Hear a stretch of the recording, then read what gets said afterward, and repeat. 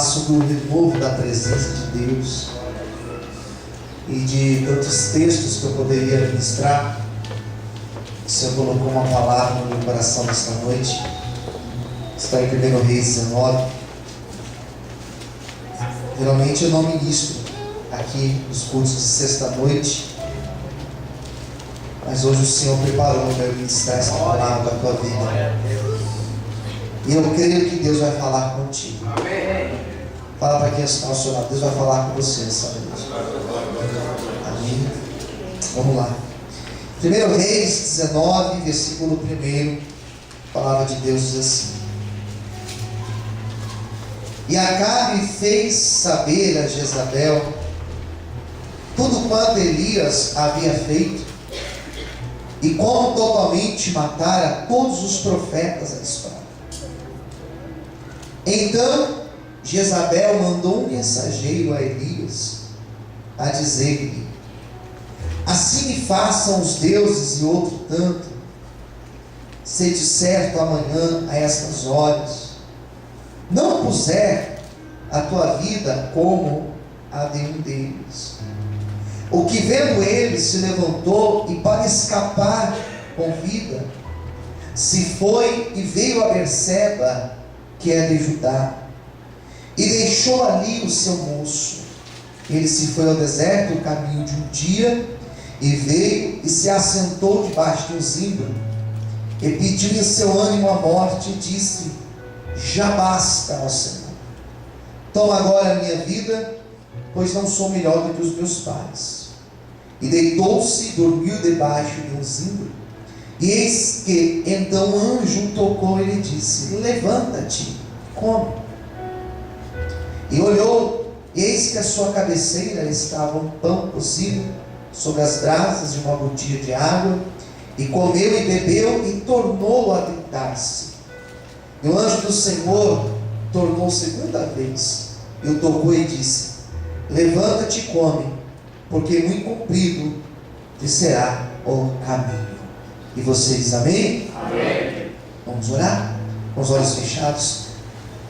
Senhor Deus e Pai, fala conosco nesta noite, através desta mensagem, que Teu Espírito Santo tenha liberdade para operar neste lugar, conforme lhe apraz. Venha sobre nós, ó Senhor, em nome de Jesus. Amém. E graças a Deus. Quantos podem aplaudir e glorificar a Deus? Graças a Deus. Temos aqui um texto que fala de um profeta chamado Elias. E a história que nós encontramos aqui, ela não começou exatamente no capítulo 19. Ela começa no capítulo anterior a esse, capítulo 18, vai falar acerca dessa mesma história.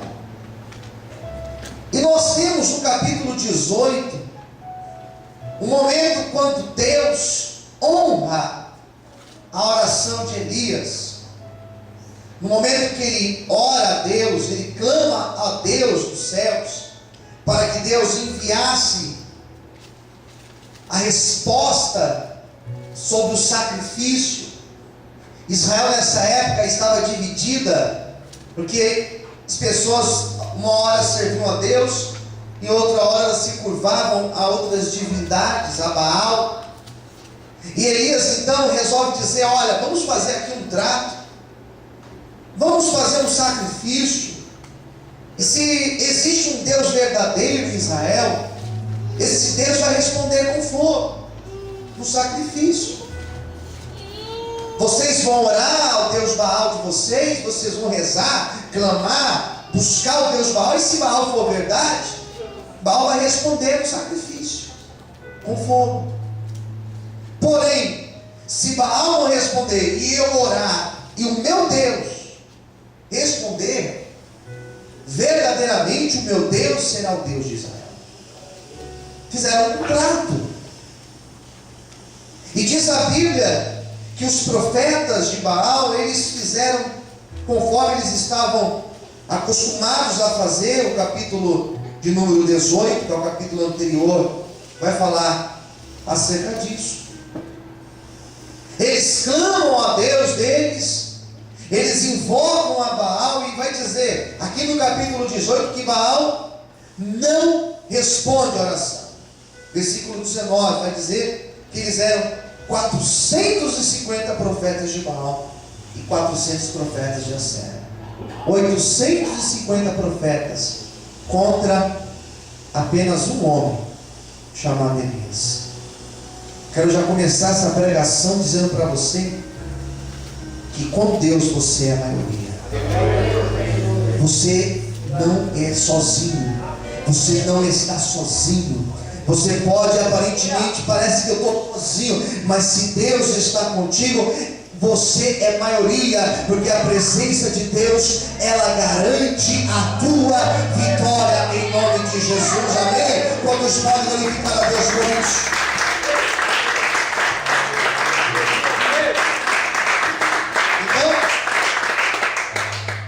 Eles clamam. E aí? E aí que ele não responde. E chega o horário de Elias, meio-dia. Elias fala: agora é minha vez de orar. Diz a Bíblia que Elias, ele coloca o altar em ordem. Ele arruma o altar, derrama cântaros de água sobre o altar. Fazia 3 anos e meio que não chovia, então a água era raro. É como hoje em dia. Hoje em dia, até as crianças têm a consciência de que a água é cada vez mais rara. Às vezes os adultos não têm, até as crianças estão tendo já. Naquela época a água era muito rara, caro. Mas Elias pega aquela água e derrama em cima do altar. Eu aprendo algumas coisas com isso. Primeiro, se tem conserto, Deus honra a nossa oração. Quem entendeu, diga amém. Se nós colocamos as coisas em ordem, Deus responde. Outra coisa, ele coloca a água, porque era um sacrifício.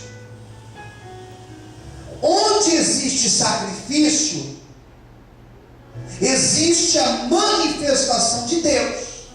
Onde existe renúncia, existe a manifestação de Deus. Onde existe alguém disposto a pagar o preço, Deus se revela e Deus também se manifesta. Por isso que nessa noite eu quero dizer para você que não importa o preço que você tem pago para estar na presença do Senhor, todo sacrifício vai valer a pena, porque Deus, ele está contemplando todas as coisas. Amém? Contemplando todas as coisas.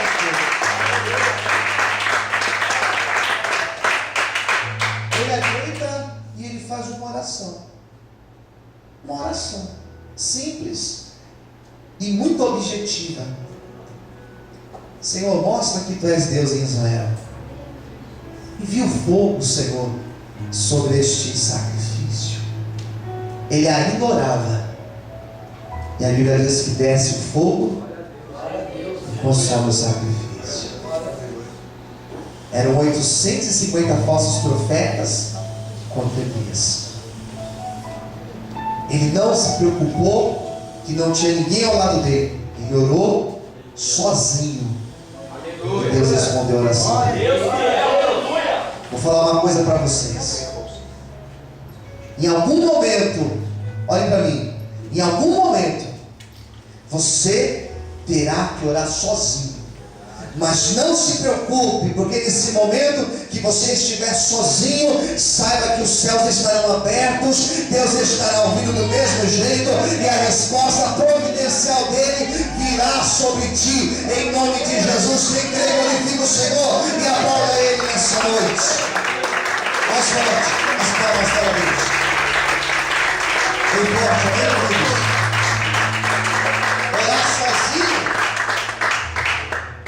Orar sozinho às vezes dá desânimo, né? Às vezes temos a impressão que Deus não está ouvindo. Não é fácil orar sozinho. Não é fácil você na tua casa ser o único que ora. Quem entendeu, diga amém. Não é fácil você trabalhar num lugar onde você é o único que ora. Não é fácil você estar cercado de pessoas E às vezes você ser o único que tem comprometimento com Deus para orar. Mas não se preocupe, Deus ele ouve as nossas orações. Isso conforta o coração nessa noite, amém? Amém. Ele ora, a resposta vem. Consome o altar, o sacrifício, as pedras, a água, tudo ali é consumido. A lenha. E todos precisaram reconhecer que Deus é Deus. Os falsos profetas tiveram que se curvar e dizer: realmente Baal não existe. Realmente o Deus verdadeiro é o Deus dele, é o Deus de Israel que ele está pregando aí. Houve uma comoção generalizada. Quem estava em cima do muro se converteu. Quem uma hora servia a Deus ou adorava Baal, naquele momento tomou uma posição. Porque eles viram a glória de Deus. Eles puderam ver Deus respondendo a oração de Elias. Através dos nossos testemunhos, muita gente vai descer do muro e realmente vão se converter a Deus, porque através das nossas vidas Deus fará uma grande obra. Amém? Será que você pode aplaudir o Senhor para isso?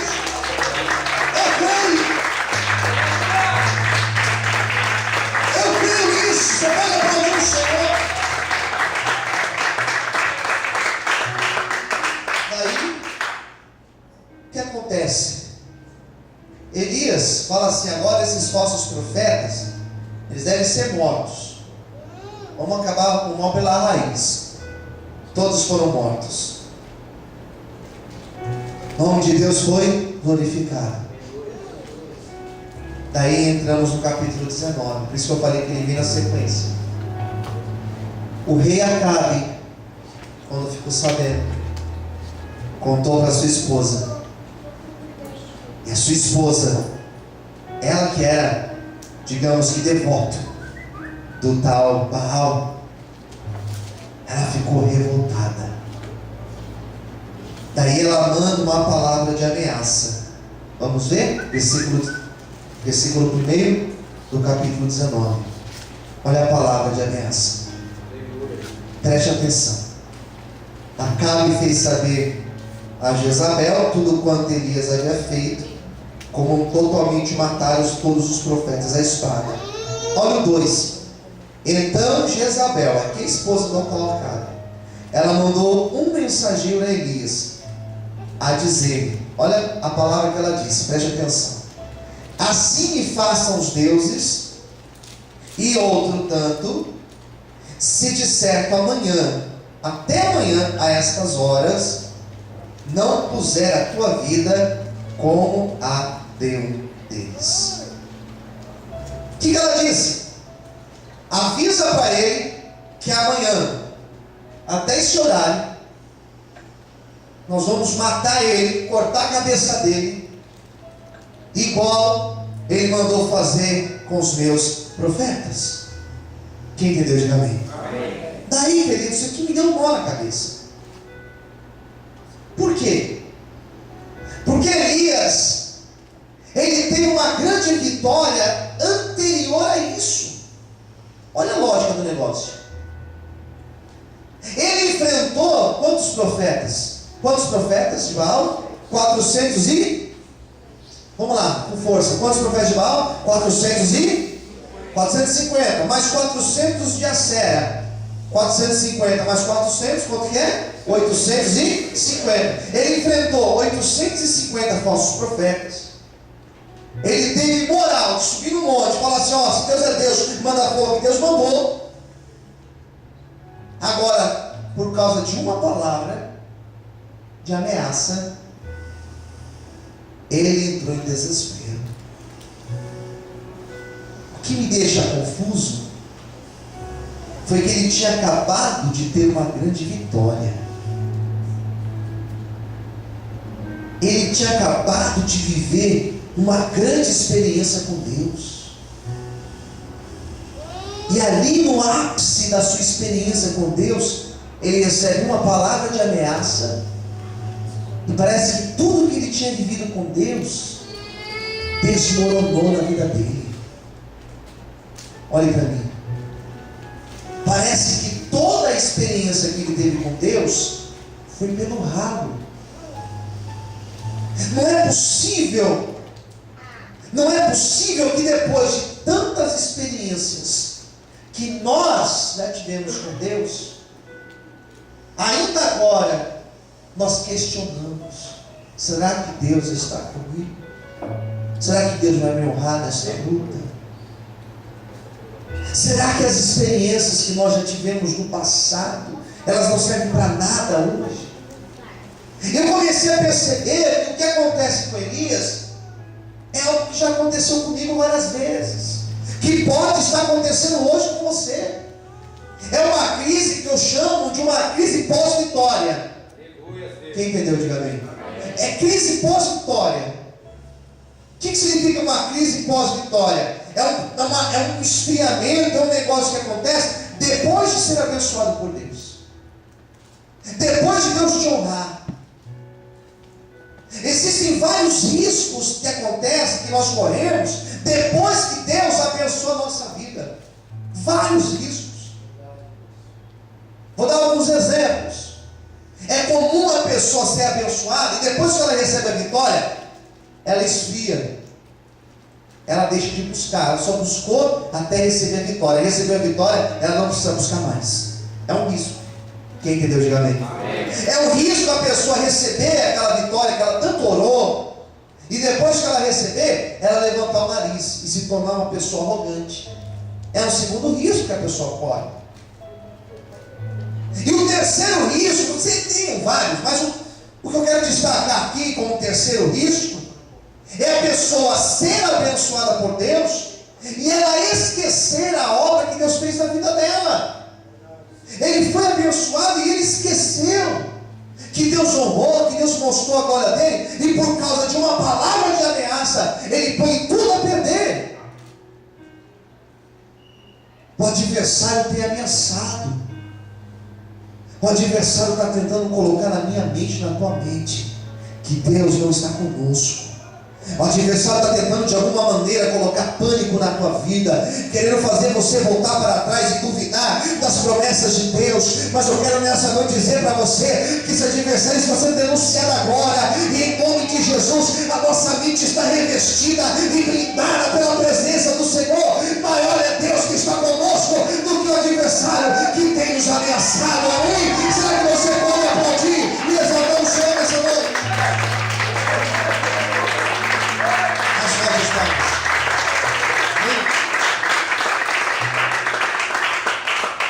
Então a segunda ideia que eu quero destacar nessa noite é essa ideia da ameaça.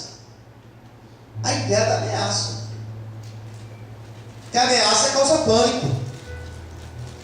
A ameaça causa pânico. Quantas pessoas não ficaram aí desesperadas essa semana? Porque disseram, porque não sei quem falou, porque ninguém, não sei quem mandou um vídeo, porque não sei quem mandou um áudio, porque não sei quem falou isso, aquilo, que vão fazer isso, vão fazer aquilo, que vão atacar, que vão botar fogo. Tem pessoa que entra em paranoia por causa disso. Quem que Deus já vem? Paranoia. Será? Meu Deus. Dei ver o filho com uma caixinha de fósforo na mão. Ele é um terrorista, vai tacar fogo em casa. Maior é Deus que está conosco. Olha para quem está ao seu lado e diga: maior é Deus. Está fraco, diga com mais força, diga: maior é Deus que está conosco. Amém, queridos? Por isso eu quero dizer para você, irmãos, não adianta ameaçar, não adianta falar. Nós estamos debaixo do sangue de Jesus e nós acreditamos que aquele que está na nossa vida é maior do que aquele que está no mundo. O Senhor está conosco. Amém? Se você crê, levanta a mão, glorifica o Senhor e aplauda a Deus nessa noite. Aleluia. Amém? Olha para quem estiver perto de você e diga assim para essa pessoa: não deixe a tua fé ser abalada por palavras de ameaça. Amém, queridos? Não deixa a tua fé ser abalada, não.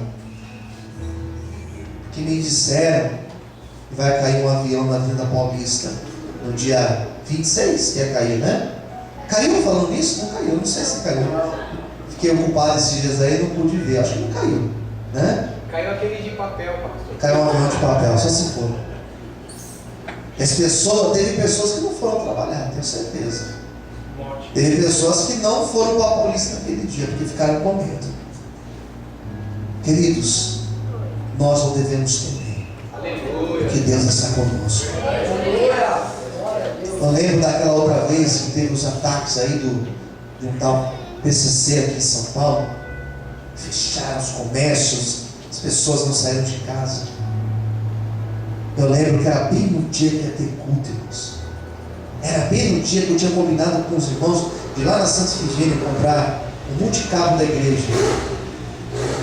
Eu lembro que o JB, sabe o J, o Bruno, me ligou: e aí, pastor, a gente vai lá ou deixa quieto? Nós vamos lá. Vazia a cidade, irmãos. Várias lojas fechadas. E nós estávamos lá. Chegou a noite, viemos para o culto. Pouquíssimas pessoas na igreja, mas nós estávamos aqui na fé. O Senhor está conosco. Essa semana a mesma coisa. Pastor, vai ter culto? Acho que vai ter culto. O Senhor está conosco. Nós não vamos também. Posso ouvir amém? Amém. Eu não estou aqui dizendo para você desafiar, ir lá, ir não sei o quê. Não. Mas eu estou aqui para te dizer que o Senhor, Ele tem colocado a mão dele sobre a nossa vida. 1000 cairão ao nosso lado, 10.000 à nossa direita. Nós não seremos atingidos, porque a presença de Deus está conosco. Quem acredita nisso, aplauda e glorifique a Deus. Amém.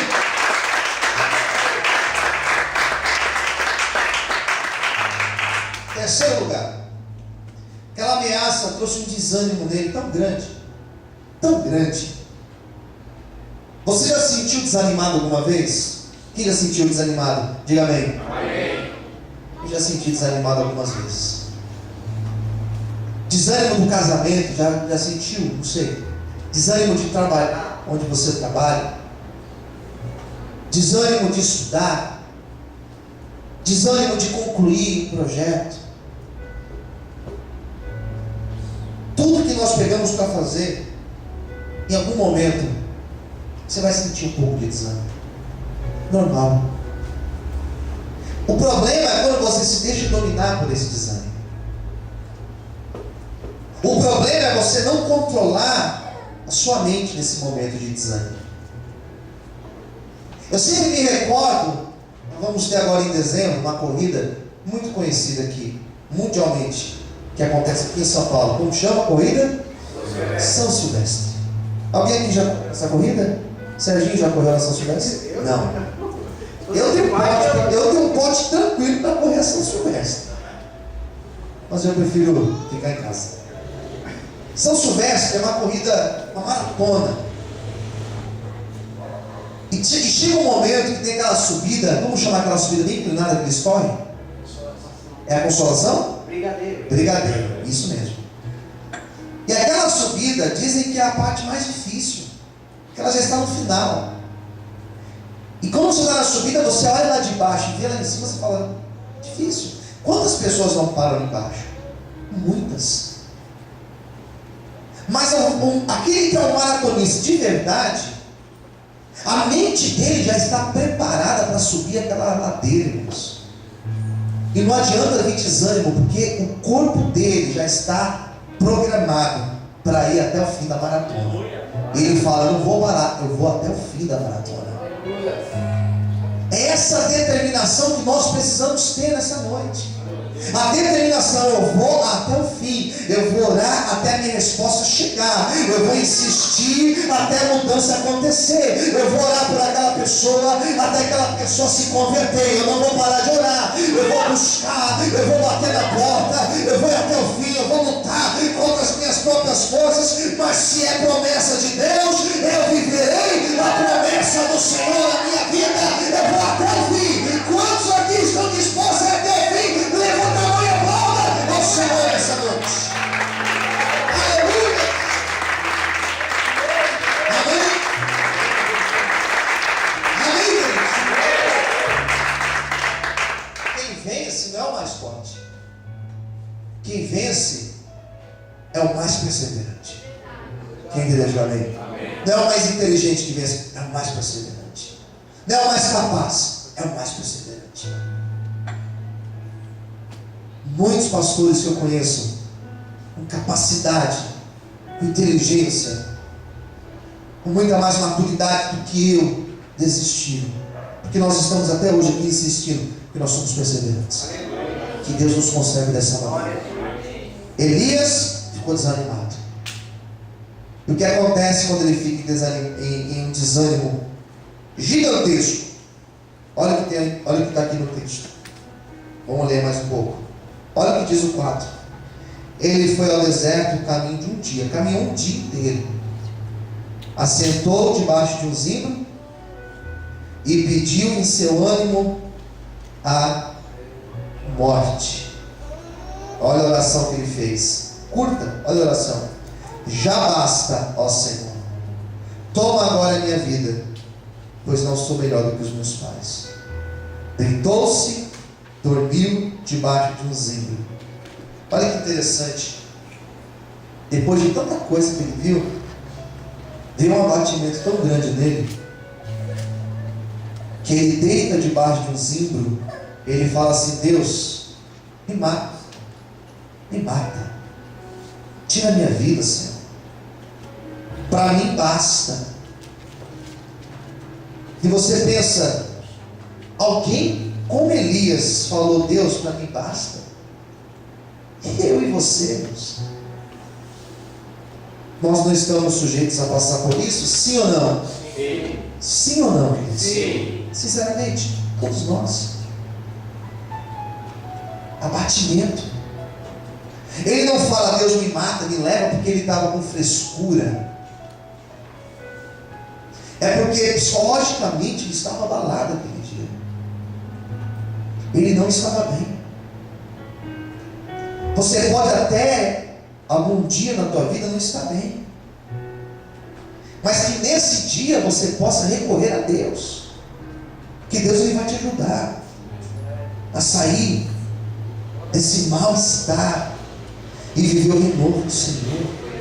E o que eu quero nessa noite profetizar na tua vida e na minha vida é o renovo de Deus, é o avivamento de Deus na tua vida, para que você não venha desanimar no meio do caminho e abandonar os pontos, mas que você possa lutar e vencer e viver todas as promessas de Deus reservadas para a tua vida. E é esse renovo que eu declaro sobre ti essa noite.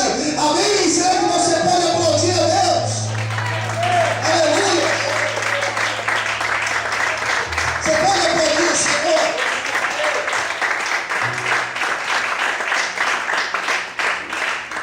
O que acontece quando a pessoa desanima? Elias dormiu.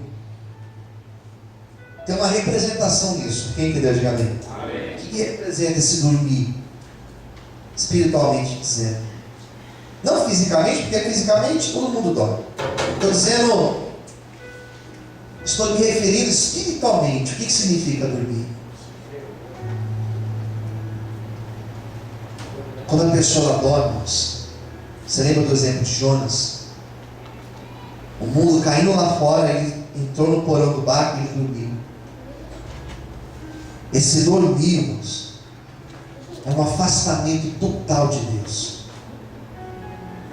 É um distanciamento total de Deus. A tal ponto que a pessoa perde a sensibilidade espiritual. Ele dorme.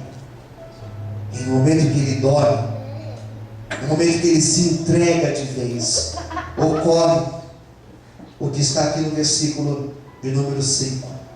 E aqui eu quero declarar para a tua vida e orar por você. Deitou-se, dormiu debaixo de um zimbro, e eis que então um anjo, Deus veio com a intervenção, enviou um anjo, e esse anjo tocou e lhe disse: levanta-te e come. O que o anjo disse para ele? Repete comigo, o que o anjo disse? Mais alto, o que o anjo disse? O anjo foi lá e tocou nele, despertou ele, chacoalhou ele. Chacoalha o seu irmão aí do lado, dá uma balançadinha nele e fala assim: não dorme. Tem gente que nem chacoalha o irmão, chacoalha ele, mas não dorme. Pronto, chega, vai arrumar treta aí depois. Tocou nele assim, ó. Levanta-te e come. Quem que Deus diga amém? O que a Bíblia fala que ele fez? Levantou, versículo de número 6. Ele acorda, tinha na sua cabeceira pão sobre brasas, tinha água, ele comeu e bebeu e tornou a deitar-se, voltou a dormir. Daí deu 7, e o anjo tornou pela segunda vez, o tocou e disse: levanta-te e come, porque muito comprido te será o caminho. Eu percebo que ele se alimenta e ele volta a dormir. Ele come, mas ele mesmo assim não recebe aquele chacoalhão que nem você deu no sermão. Ele simplesmente come e ele volta a dormir. E o anjo já estava indo embora. Deus falou assim: não, volta lá e desperta ele.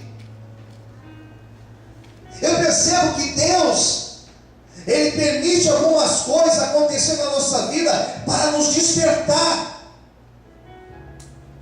E geralmente Deus permite problemas para nós despertarmos. Quem entendeu? Diga amém. Deus permite lutas para você despertar e buscar mais, voltar à presença dEle. Então, pela segunda vez, o anjo tocou nele e o anjo liberou uma palavra sobre ele. E aqui eu encerro a pregação. Você vai comer, você não vai parar não, você vai continuar, porque Deus, Ele vai te levar além. E você pergunta: pastor, por que Deus chamou ele por 2 vezes? Deus chamou ele por 2 vezes porque Deus não desistiu de Elias, Deus não desistiu de você, Deus não desistiu de mim. Por isso que nós estamos aqui hoje. Hoje Deus está te despertando, porque Ele não desiste de você. Amém? Será que você pode aplaudir? Deus agora, Senhor, essa noite. Você pode glorificar a Deus por isso? Olha para o seu irmão e diga: Deus está insistindo em você. Porque Deus tem uma grande obra para realizar através da tua vida. Posso ouvir amém? Amém. E pela segunda vez, quando o anjo toca, foi o suficiente. Ele se levantou, ele se pôs de pé. E o versículo abaixo diz que com a força daquela comida, ele caminhou 40 dias e 40 noites. Deus deu um remove tão grande sobre ele, que ele não parou, mas ele continuou. E hoje eu quero encerrar essa pregação dizendo: nós não iremos parar, mas nós iremos continuar, porque o Senhor está conosco. Se você quer esse renovo sobre a tua vida, eu convido você a aplaudir ao Senhor e glorificar a Deus. Vamos orar nesse momento. Se coloque em pé agora.